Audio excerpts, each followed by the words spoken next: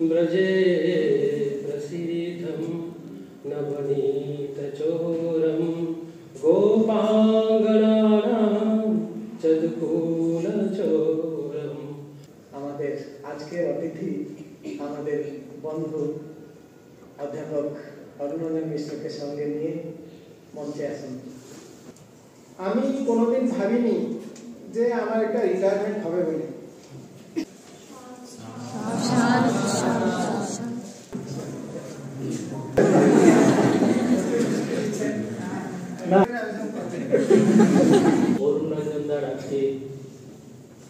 সরকারি হিসেবে কর্মজীবনে এখানে আজকে অন্তিম দিন হিসেবে স্যারের প্রাপ্তি, স্যারের গৌরব আমাদের কাছে থাকবে। শেষে একটা কথাই বলতে পারি, যেতে নাহি দিব তবু যেতে দিতে হয়।